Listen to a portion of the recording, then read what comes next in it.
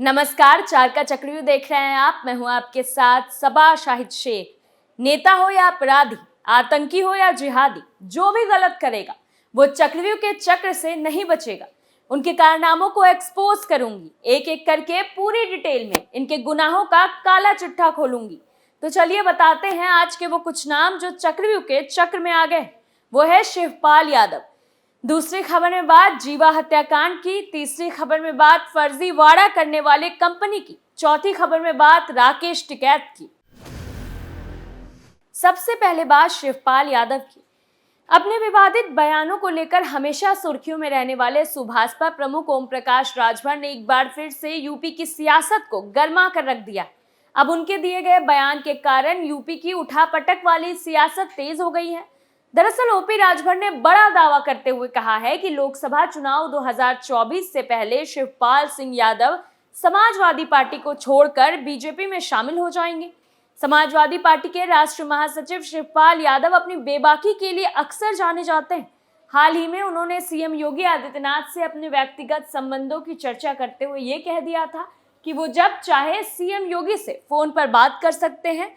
ऐसे में सुभाषपा प्रमुख ओपी राजभर ने बड़ा दावा करते हुए उनके बीजेपी में शामिल होने की बात कही, जो अखिलेश यादव को काफी नुकसान पहुंचा सकती। दरअसल ओपी राजभर ने कहा है कि विधानसभा में सीएम योगी आदित्यनाथ के संबोधन के दौरान 2 घंटे 12 मिनट में 27 बार उन्होंने शिवपाल यादव को कहा कि अभी समय बर्बाद मत करो, इधर आ जाओ, वरना बाद में बहुत पछताओगे। ऐसे में शिवपाल यादव ने मेरी तरफ इशारा किया और कहा कि जल्द ही आ जाऊंगा। इस बात को उन्होंने स्वीकार भी किया। ओपी राजभर ने बातचीत के दौरान बड़ा दावा करते हुए कहा कि लोकसभा चुनाव से पहले शिवपाल यादव बीजेपी को ज्वाइन कर लेंगे। इसके साथ ही उन्होंने इशारों में कहते हुए महाराष्ट्र में शिवसेना में हुए विघटन की ही तरह की घटना को उत्तर प्रदेश में दोहराए जाने की बात कही है, जिसे लेकर अब उत्तर प्रदेश की राजनीति काफी गर्मा गई है। दूसरी खबर में बात जीवा हत्याकांड की। गैंगस्टर संजीव महेश्वरी उर्फ जीवा की हत्या को करीब 3 महीने बीत चुके हैं, लेकिन अभी भी इस हत्याकांड से जुड़े कुछ सवाल अनसुलझे हुए हैं। 7 जून को लखनऊ कोर्ट में पेशी के दौरान जीवा की हत्या के बाद पुलिस ने इस मामले में चार्जशीट दाखिल कर दिया है, लेकिन कई ऐसे सवाल हैं जिसका जवाब ढूंढना अभी बाकी है। दरअसल जीवा की हत्या को लेकर पहला सवाल ये उठ रहा है कि क्या इस कांड की साजिश में शामिल लखनऊ का वो शख्स कौन है जिसका नाम अभी भी सामने नहीं आया है। गैंगस्टर की हत्या से जुड़ा दूसरा सवाल ये खड़ा हो रहा है कि उसे मारने वाला शूटर विजय यादव नेपाल में बैठे असलम तक कैसे पहुंचा। तीसरा सवाल ये है कि 50 लाख की सुपारी के लालच में कितना पैसा एडवांस में दिया गया है। वहीं इस हत्याकांड से जुड़ा चौथा सवाल ये खड़ा हो रहा है कि जब बदन सिंह बद्दू ने हत्या करवाई तो शूटर विजय यादव ने मरणासन अवस्था में जेल में बंद कैदी आतिफ से जीवा के झगड़े की झूठी कहानी क्यों बताई। वहीं पांचवा सवाल ये उठ रहा है कि जब शूटर विजय यादव पहली बार लखनऊ पहुंचा था तो वो अचानक कैसे भूल भुलैया वाली लखनऊ कोर्ट में जीवा के पास पहुंच गया।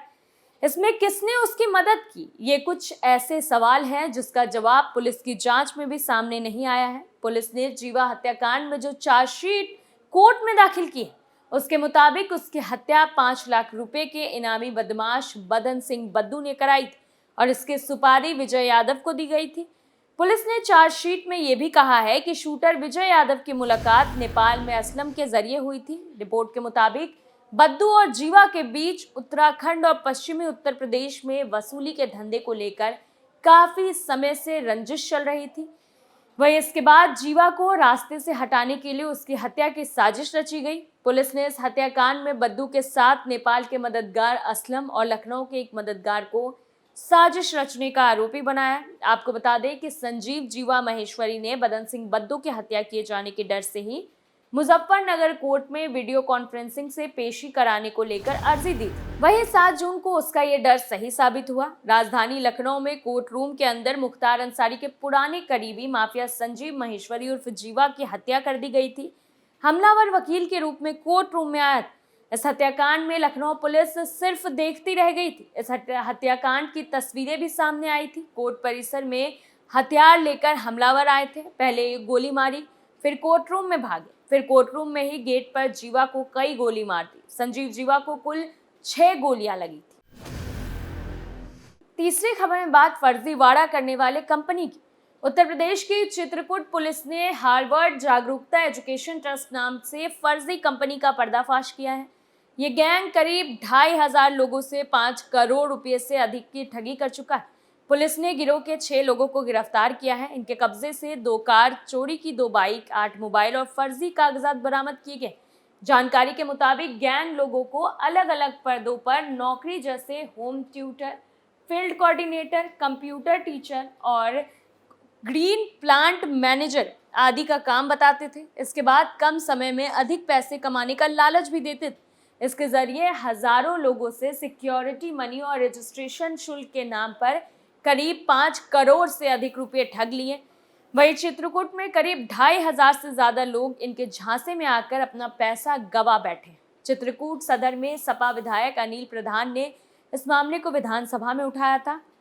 हालांकि इसके बाद पुलिस एक्टिव हुई और बड़े पैमाने पर लोगों को ठगी का शिकार बनाने वाले इस गिरोह के 6 लोगों को गिरफ्तार करने में सफल हुई।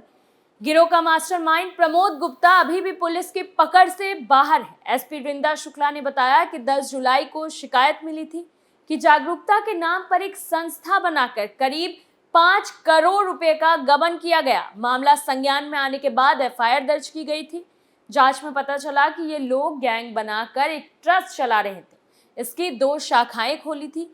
ये लोगों को अलग अलग पदों पर नौकरी देने के नाम पर पैसे लेते थे। वहीं नौकरी के लालच में 2,500 से अधिक लोगों में सबसे ज्यादा महिलाएं हैं।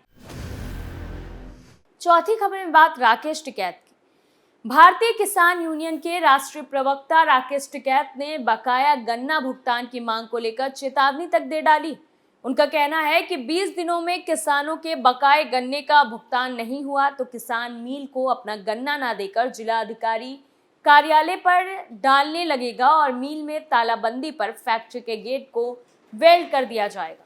राकेश टिकैत का कहना है कि ये धरना कई दिनों तक चलेगा। मिलों को 20 दिन का समय दिया गया है। अगर भुगतान नहीं होता है तो किसान बजाज शुगर फैक्ट्री को गन्ना नहीं देंगे। किसान जिले में ट्रैक्टर मार्च निकालकर अपना रोष प्रकट करेंगे। उन्होंने कहा कि किसान गन्ने को लेकर मुजफ्फरनगर के जिलाधिकारी कार्यालय पर जाएंगे। आपको बता दें कि मुजफ्फरनगर के बुढ़ाना तहसील में स्थित बजाज शुगर मिल पर किसानों का 220 करोड़ रुपए का गन्ने का भुगतान बकाया बताया चल रहा है, जिसके बाद पिछले 90 दिनों से मिल के गेट पर भुगतान को लेकर किसानों का धरना चलता हुआ आ रहा है। प्रदर्शन के दौरान पंचायत स्थल पर मिल और जिला प्रशासन के अधिकारियों ने किसानों से वार्ता की थी, जिसमें किसानों ने मिल को भुगतान अदा करने के लिए 20 दिन का समय दिया।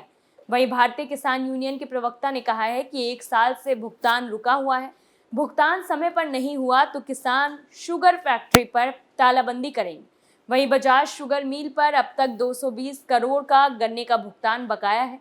शुगर मिल के अधिकारियों ने केवल 20 करोड़ रुपए देने की बात की है। इससे किसानों में रोष है। किसानों ने यहां की शुगर फैक्ट्री को गन्ना देने से मना कर दिया। वहीं टिकैत ने कहा कि सरकार संवेदनहीनता की सीमा पार कर चुकी है। चीनी मिल किसानों को भुगतान नहीं कर रहे हैं। प्रदेश सरकार भी मौन साधे बैठी है। बकाया गन्ना मूल्य भुगतान न होने से क्षेत्र का किसान परेशान है। बच्चों के विवाह, पढ़ाई और दूसरे समस्याओं के निराकरण के लिए उसके पास पैसा नहीं। वहीं बुढ़ाना के चीनी मिल पर 220 करोड़ से अधिक बकाया चल रहा है। कई माह से किसान भी धरना दे रहे हैं, लेकिन अभी तक मिल प्रशासन के कानों तक आवाज नहीं गई। हालांकि ये कोई नई बात नहीं। राकेश टिकैत हमेशा सरकार पर निशाना साधते रहते हैं और किसानों के नाम पर अपनी गंदी राजनीतिक रोटियां सेकते हैं। फिलहाल के लिए 4 का चक्री में इतना ही। बाकी तमाम बड़ी खबरों के लिए देखते रहिए कैपिटल टीवी उत्तर प्रदेश। नमस्कार।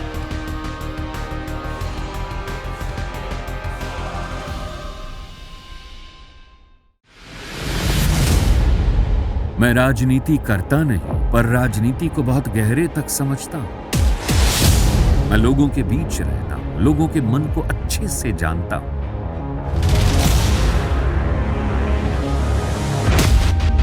पब्लिक और पॉलिटिक्स की हर नब्ज को खूब पहचानता हूं। संघर्ष की सियासत से सत्ता के सिंहासन तक मैं हर खबर से खरा सच निकालता हूं। ना कोई दौड़, ना कोई रेस।